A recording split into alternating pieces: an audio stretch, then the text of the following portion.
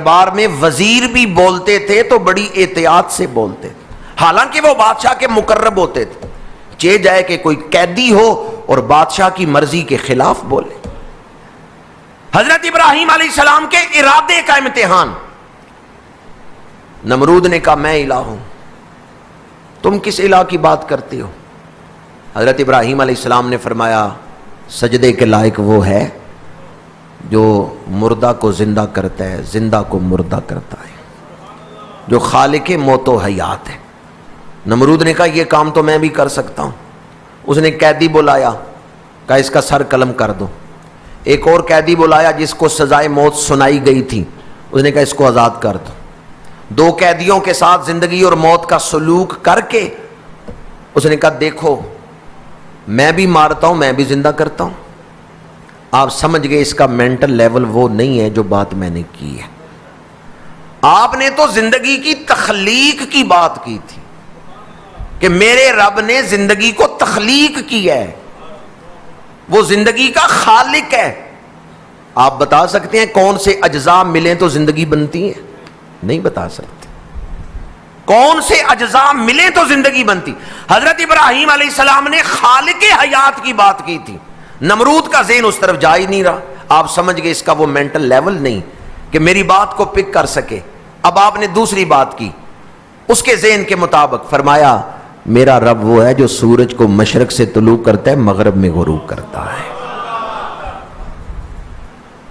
اس نے آپ نے فرمایا اگر تو رب ہے تو پھر سورج کو مغرب سے طلوع کر کے دکھا۔ نمرود مبہوت ہو گیا، لاجواب ہو گیا۔ اس نے یہ نہیں کہا کہ میں سورج مشرق سے طلوع کرتا ہوں، تم ذرا مغرب سے طلوع کر کے دکھاؤ۔ اس نے حضرت ابراہیم علیہ السلام سے یہ مطالبہ نہیں کیا۔ ایک تو یہ وجہ تھی کہ اس کو پتا تھا یہ مبارک ہاتھ اٹھ گئے تو اللہ سورج کو مغرب سے طلوع کر دے گا۔ کیا حضور کے معجزات میں سے نہیں ہے کہ ڈوبا ہوا سورج حضور نے پلٹا دیا ہے؟ سورج الٹے پاؤں پلٹے، چاند اشارے سے ہو چاک، اندھے منکر دیکھ لے قدرت رسول اللہ کی۔ طاقت جب لاجواب ہو نا، اقتدار جب لاجواب ہو جائے تو وہ یہی کرتا ہے کہ اپنے مد مقابل کو جیل میں ڈال دیتے ہیں۔ اس نے کہا حضرت ابراہیم کو جیل میں ڈال دو۔ درباریوں سے مشورہ کیا اب ان کے ساتھ سلوک کیا کرنا چاہیے۔ ایک درباری اقراد بن عطیہ وہ کھڑا ہوا، اس نے کہا ان کو آگ میں جلا دیں تاکہ آئندہ لوگوں کو سبق حاصل ہو جائے، کوئی خدا پرستی کی بات ہی نہ کرے۔ آپ آگ جلائیں اور ان کو آگ میں ڈال دیں۔ ایک کافر تھا ادیر، وہ کھڑا ہوا، اس نے کہا کہ میرا بھی یہ مشورہ، ان کو آگ میں ڈال دیں۔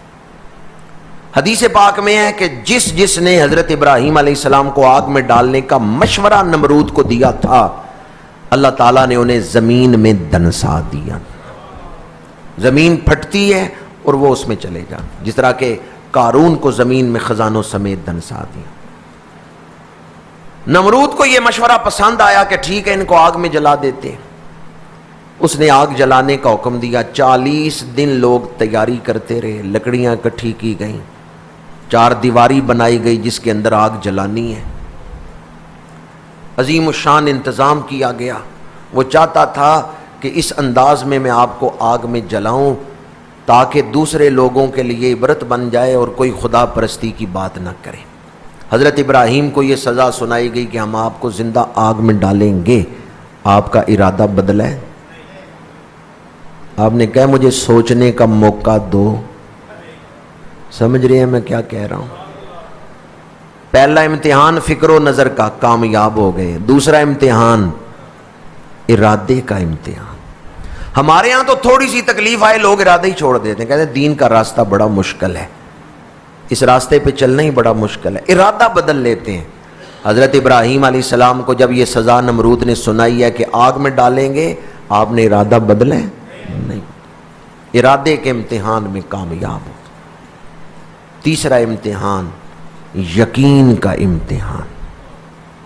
آگ جلا دی گئی، شعلے بھڑک رہے ہیں اور اس قدر شدید آگ ہے کہ اس کی حرارت دور دور تک، قریب جا کے آپ کو آگ میں پھینکنا یہ ممکن نہیں۔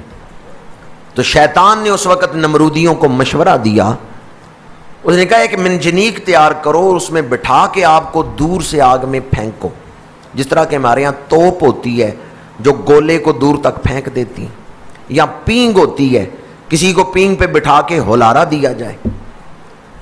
تو نمرود کے جو کارندے تھے ان کو شیطان نے یہ مشورہ دیا منجنیک تیار کرو۔ منجنیک تیار کی گئی، آپ کو اس میں بٹھایا گیا۔ کیا آپ نے ارادہ بدلا ہے؟ آگ سامنے ہے، بادشاہ سزا دینے کو تیار ہے، آپ منجنیک میں بیٹھ گئے ہیں اور ارادے میں کوئی تبدیلی نہیں آئی۔ اللہ کریم نے ساتوں آسمانوں کے دربانوں کو حکم دیا حجابات ہٹا دو، پردے ہٹا دو، دروازے کھول دو، تاکہ یہ ساتوں آسمانوں کے فرشتے دیکھ لیں جسے میں نے خلیل بنایا ہے وہ میرے ساتھ محبت کتنی کرتا ہے۔